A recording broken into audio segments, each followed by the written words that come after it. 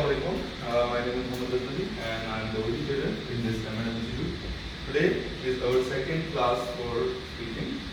Yesterday we have discussed about the clinical skills of OET speaking, and today we will be discussing about the second criteria, that is your linguistic skills, right?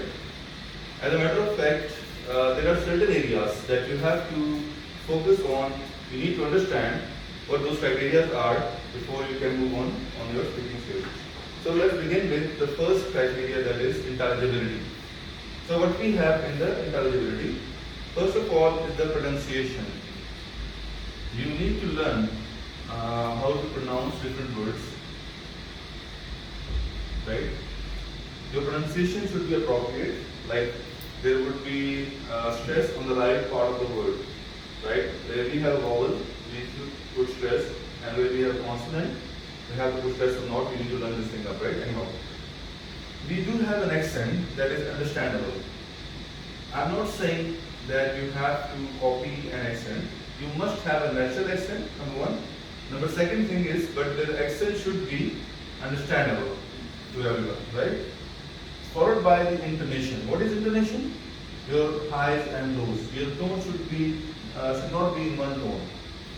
You must have high and you must have lows in your tone. You need to learn where should you put high. For example, when breaking bad news, normally we do start with low tone. And when we have to deliver some expression, a good news, we should have a high tone. So your intonation, it should be natural. You need to learn that how would you develop your natural intonation in English language.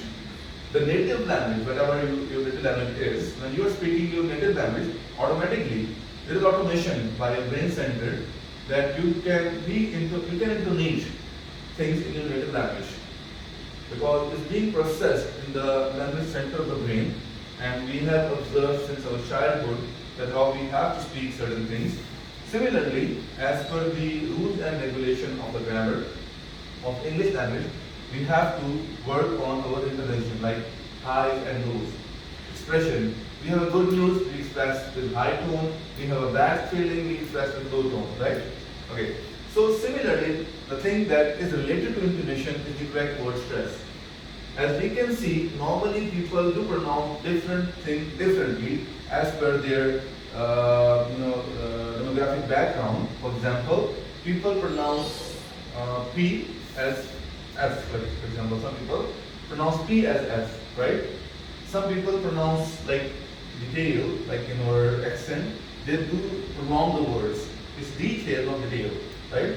So we have to see and learn the correct word stress so that we might not make mistake in this part. So this is the first criteria in the linguistic, that is called as intelligibility. How would you improve intelligibility besides practice? First of all, you have to give yourself exposure to the native speaker. You need to understand that how they are speaking. And after listening to the native speaker, try to mimic yourself in their perspective pattern. Apart from the literature that you have to study, we will share some books with you, some handouts with you in the form of soft copy in your WhatsApp group. So in those handouts, you will find some basic techniques. Inshallah, today I will share some basic techniques of intonation, like highs and lows, right? Anyhow, so where we have to go for high tone and where we have to go for low tone, it's your natural skills. And obviously, when we have to break the bad news, when we listen something bad, obviously we'll be going for the low tone. Secondly, in speaking normally, when we start a conversation, normally we do start sometime with high, sometime with low tone, and when we have to emphasize some word, we put stress on that word, even in a sentence, for example. Anyhow, so this is the intelligibility, the first linguistic skills that we have to develop while we are practicing with M&M Institute, right? So, what do you understand by the intelligibility, or do you have any question?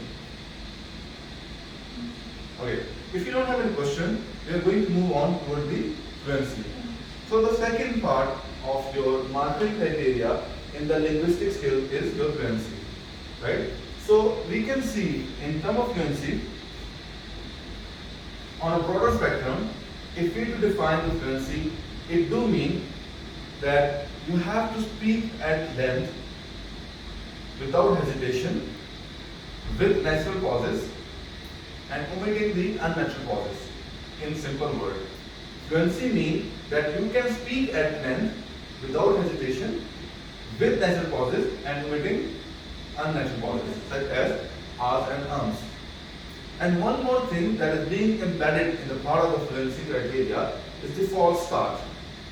Being a healthcare professional, either doctor or a nurse, you would have an idea about the prospective scenario as per the history of the card. As we had practiced after the class, some of the cards after the lecture actually, you would have an idea, okay, this is the particular setting and I would start my card in that manner. I would use blah blah statement to start my card. For the sake of example, I would like to quote an example for the audience who is sitting over here, not for the audience who is listening us online. Let's say we have practiced a card. Yesterday, it was a case of anorexia nervosa, right? The patient was admitted in the emergency department, fine, and there was drip running. But the first point was that we have to assure the patient that drip is safe for her. So how could we start in an emergency setting? We would not start, hello, my name is blah blah, I'm one of the blah blah person over here, how can I help you? It would be considered as false start in this regard. As this is an emergency situation, she is admitted in the emergency department, so we can start with Mr. XYZ. What happened? I can see that you are quite concerned with everything. Alright, we have to pick up the patient queue and accordingly we will start our conversation. So make sure that you should not go with the false start. Normally it do happen when we memorize some starts. So you have to be flexible. You have to be flexible with your start and you need to learn different statements. According to the situation, you need to learn how to start the conversation anyhow. So in this way, we would practice on the line of this marking criteria in order to get your speaking done with high credits, right? We have to religiously practice our speaking on the guideline of the OET marking criteria, right? So any question that you want to ask with reference to fluency? अगर हम अपना introduce नहीं करवाते तो patient जो पहले ही मतलब aggressive है वो कह सकते हैं कि आप कौन हैं? Then we will introduce ourselves, but I am saying that we will not say how can I help you. Okay. The statement like how can I help you? Obviously you will say hello, my name is blah blah, I'm the nurse over here. What happened to you? I can see that you are quite concerned. Everything all right. The next statement where we do use open-ended question, normal start.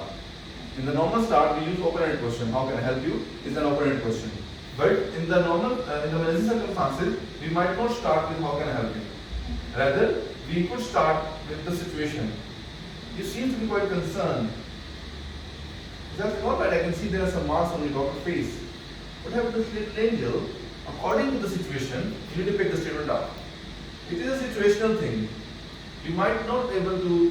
The purpose is we will share some statement with you with reference to the different scenario as I had yesterday as well. You may interpret or infer from those statements that I can use different statement maybe generated by my own myself in that particular situation, right? Anyhow, so this is the second criteria of your linguistic skill is the fluency.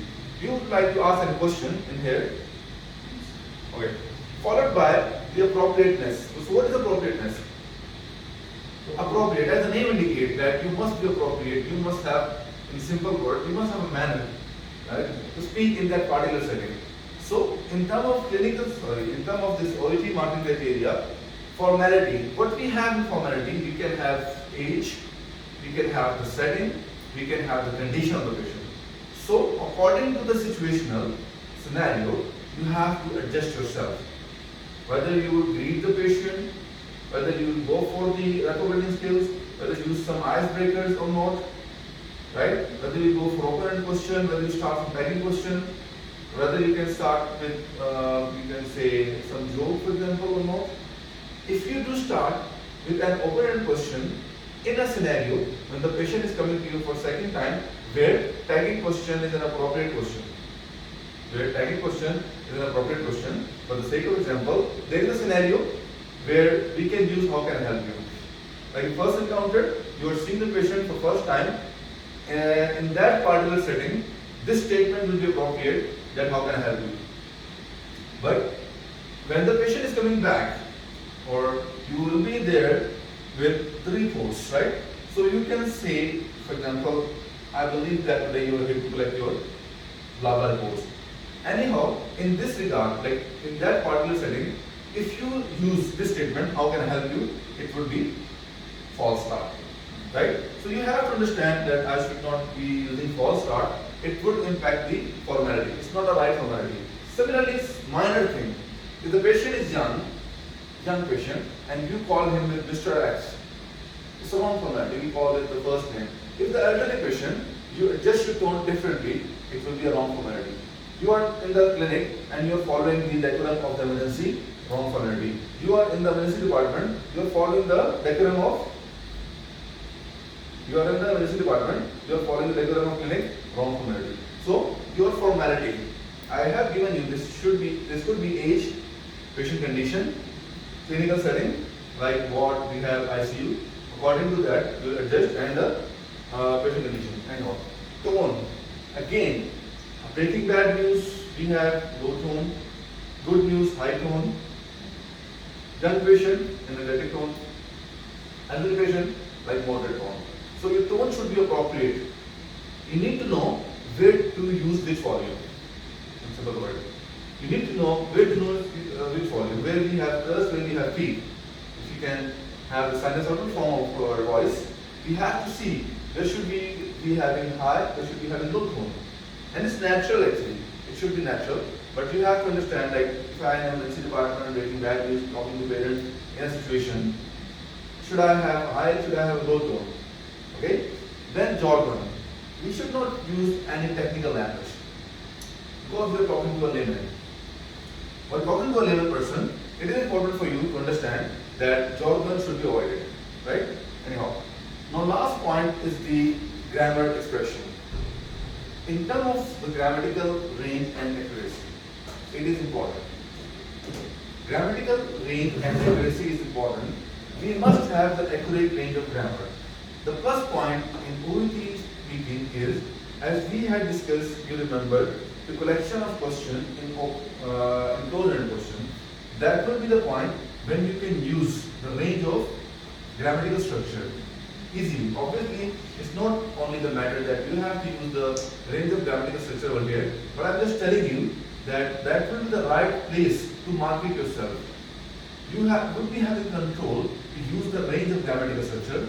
Let's say how long you have been out, is there any family history, is, did you consult any physician, did, let's say, you have pain for 2 days, let's say, stated as this as a question.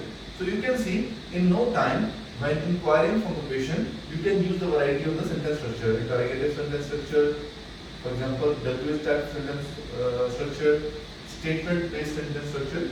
I will be sharing this slide with you today, okay, so that you have an idea. The range of sentence structure would help you to expand your grammatical range. Similarly, while doing the counseling, either exploring, inquiring and examining or explaining something, we must be dense in our grammatical expressions. Try to use the different range of language. Focus on that as well. And yes, accuracy. It's not the point that you should use the range of grammar, but the point is the use of grammatical structure with accuracy is key. Okay. Then we have the cohesive devices. Now, as you remember, yesterday, we have discussed about the sign posters and linkers and transition statement. Now, you can use the cohesive devices where you will be using sign posting. Where we have to list something. When we have to list something, like the treatment plan, normally we list first, second, third treatment. Where we have preventions, normally there is not only one point that you will tell the patient that you should not eat sugar, but there will be multiple things. Like if a diabetic patient, he should not eat sugary food. You have to modify his lifestyle, maybe, right? He have to monitor his maybe blood sugar level. So 3 things, right? So you can use this first of all, secondly, thirdly, furthermore, moreover. And similarly, like the word similarly itself is a cohesive device. Therefore, furthermore, moreover, in addition, it's not something that you will memorize, but you have to learn that how should I use it. Because once you learn the skills, you could not only use those words in speaking, but in writing as well. Fine? So this is the in review in detail about your speaking linguistic skills. I would like to summarize this thing for you quickly so that you can remember, and if you have any question, you can ask. Feel free to ask me, even on the online audience who will be listening us today or anytime. They can ask the question from us in a comment form. So first of all, in the speaking criteria, we have 4 areas majorly. Intelligibility, in simple word, is your intonation, pronunciation, right? And fluency is the appropriate flow of speech without hesitation, with natural pauses. And we also have a false start in here.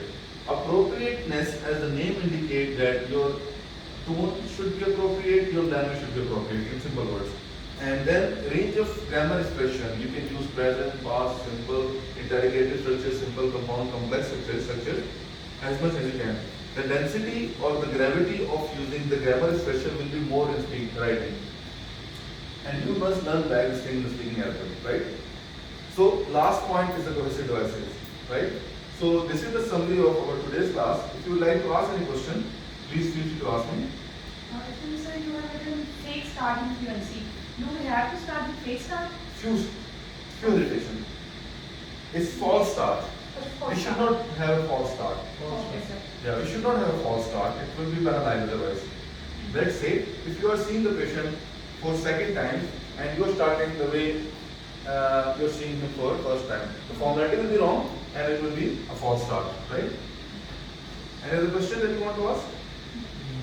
Okay, let's call it a day for today's lecture.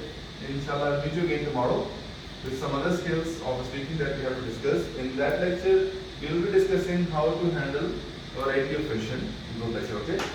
So, any question that is there? Okay, thank you very much for your time.